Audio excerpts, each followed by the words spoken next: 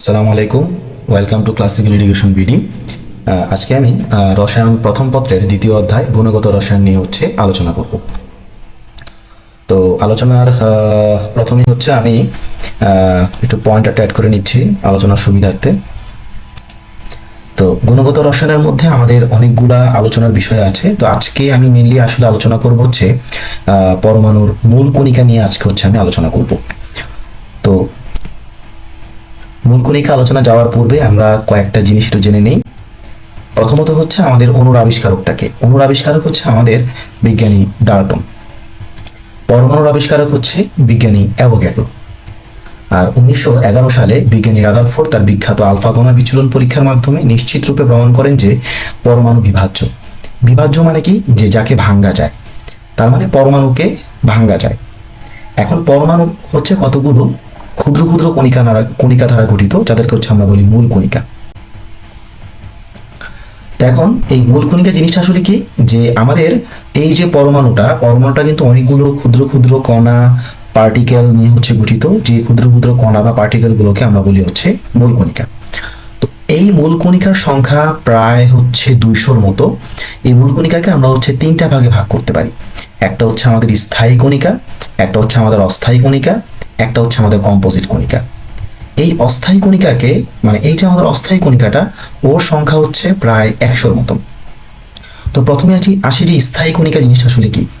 স্থায়ী কণিকা যে কণিকাগুলো একটা পরমাণুতে সব সময় উপস্থিত থাকে, প্রেজেন্ট থাকে, সেই কণিকাগুলোকে বলবো আমরা স্থায়ী কণিকা। আর অস্থায়ী কণিকা কারা? অস্থায়ী কণিকা যে কিছু কিছু কণিকা আছে পরমাণুর মধ্যে কখনো কখনো উপস্থিত থাকে, আবার কখনো কখনো থাকে না। মানে যারা ক্ষণস্থায়ী একটা পরমাণুর মধ্যে, তাদেরকে আমরা বলবো অস্থায়ী কণিকা। আর কম্পোজিট কণিকা কারা? এই যে স্থায়ী কণিকা আর অস্থায়ী কণিকা ছাড়াও পরমাণুতে কিছু ভারী কিছু কণিকা বিদ্যমান থাকে, যাদেরকে বলবো আমরা কম্পোজিট কণিকা। তাহলে আমি কম্পোজিট কণিকাকে ওয়ান কাইন্ড অফ ভারী কণিকা বলতে পারি।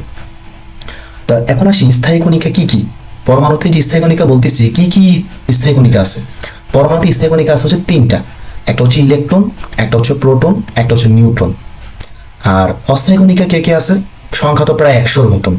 এখন এই 100টা তো আর সবসময় একটা পরমাণুতে উপস্থিত থাকে না, কারণ যেহেতু আমি বলছি যে তারা ক্ষণস্থায়ী, কখনো থাকে কখনো থাকে না।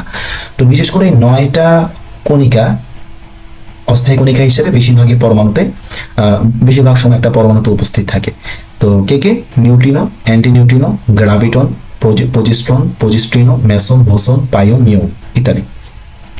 আর কম্পোজিট কণিকা দুইটা, একটা ডিউটেরন কণা, একটা আলফা কণা। এখন আরেকটা বিষয় আসি, কোয়ার্ক। কোয়ার্ক প্রোটন এবং নিউট্রনটা আলোচনা করার সময় আসলে কোয়ার্ক জিনিসটা চলে আসে। তো কোয়ার্ক আমাদের দুই ধরনের, একটা স্থায়ী কোয়ার্ক, একটা আমাদের অস্থায়ী কোয়ার্ক। স্থায়ী কোয়ার্কে আবার দুই ভাগে ভাগ করা যায়। একটা আপ স্থায়ী কোয়ার্ক, একটা ডাউন স্থায়ী কোয়ার্ক। তো এখন কেন এটা আসলে পড়তেছি একটু বলি। যদি আমি বললাম যে প্রোটন এবং নিউট্রনটা পড়ার সময় আমাদের কোয়ার্ক জিনিসটা চলে আসে। আমাদের প্রোটন দুইটা আপ স্থায়ী কোয়ার্ক আর একটা ডাউন স্থায়ী কোয়ার্ক নিয়ে গঠিত। আর নিউট্রনটা যে একটা আপ স্থায়ী কোয়ার্ক আর দুইটা ডাউন স্থায়ী কোয়ার্ক নিয়ে আমাদের নিউট্রনটা গঠিত। ঠিক আছে? এই কারণে আমাদের প্রোটন এবং নিউট্রনটা ব্যাখ্যা করার সময় আমাদের কোয়ার্ক জিনিসটা চলে আসে। বিভিন্ন বইতে এই জিনিসটা ব্যাখ্যা করা আছে।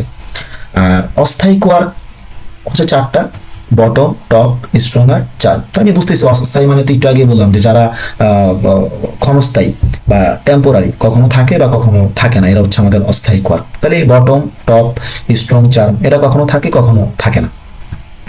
এবার আসি এই যে আমাদের অস্থায়ী কণিকা, এখন প্রায় সংখ্যা 100-র মতন আমরা পড়তেছি এখানে 9টা। বা 9টার নামও কিন্তু অনেক কঠিন, অনেক বড় বড় শব্দ বা কঠিন কঠিন শব্দ। তো এগুলোকে সহজ করার জন্য আমরা একটা শর্টকাট টেকনিক ইউজ করতে পারি। সেটা এই ছন্দের মাধ্যমে আমরা সেটা মনে রাখতে পারি যে নিউ আন্টির পাজি মে গার্ডেনে বসে মন পেল। নিউ মানে নিউট্রিনো, আন্টির মানে অ্যান্টি নিউট্রিনো, পাজি মানে পজিস্ট্রন, পজিস্ট্রিনো, মে মানে মেসন, গার্ডেনে মানে গ্রাভিটন, বসে মানে বোসন, মন মানে মিউন, পেলো মানে পাইয়ন। তো এখন আমরা এই যে আরেকটু স্থায়ী কণিকা, অস্থায়ী কণিকা এবং কম্পোজিট কণিকাকে একটু বিস্তারিতভাবে জানবো।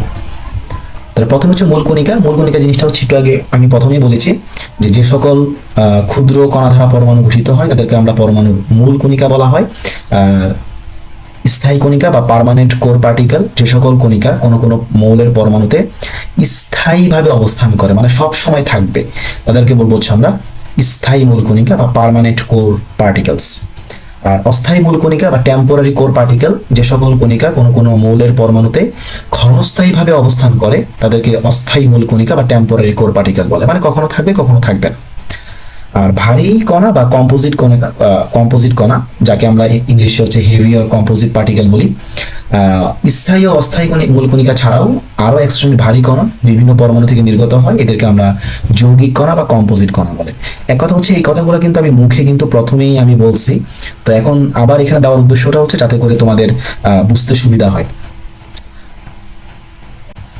তারপর আরো কিছু ইম্পর্টেন্ট কিছু ইনফরমেশন, যেমন ইলেকট্রনকে বলা হয় কক্ষপথে সঞ্চরণশীল ঋণাত্মক কণা, প্রোটনকে বলা হয় মৌলের পরিচিতি নির্ধারক, নিউট্রনকে বলা হয় নিরপেক্ষতার রূপকার। প্রোটন গঠিত হয় দুটি আপ কোয়ার্ক ও একটি ডাউন কোয়ার্ক নিয়ে, এটা আমি প্রথমেই আমি বলেছি এই জিনিসটা, ওই যে যখন আমি কোয়ার্ক নিয়ে যখন আলোচনা করছি তখন এই কথাটা আমি বলছি। আর নিউট্রন গঠিত হয় দুটি ডাউন কোয়ার্ক ও একটি আপ কোয়ার্ক নিয়ে, এই কথাটাও আমি অলরেডি আলোচনা করে ফেলছি। আর ফাইনালি হচ্ছে এই যে আমরা আপ কোয়ার্ক এবং ডাউন কোয়ার্ক, তো আপ কোয়ার্কের চার্জ হচ্ছে +2/3 আর ডাউন কোয়ার্কের চার্জ হচ্ছে আমাদের -1/3। এখানে একটু ভুল আছে, যে এখানে চার্জ একটা রস্যু দ্বারা আসলে ভুলে টাইপিং মিস্টেক চলে আসছে, এটা শুধু চার্জ হবে। ফাইনাল হচ্ছে এন্ড, আজকের আমাদের এটাই হচ্ছে আলোচনার বিষয় ছিল। সবাইকে ধন্যবাদ, থ্যাংক ইউ, আল্লাহ হাফেজ, আসসালামু আলাইকুম।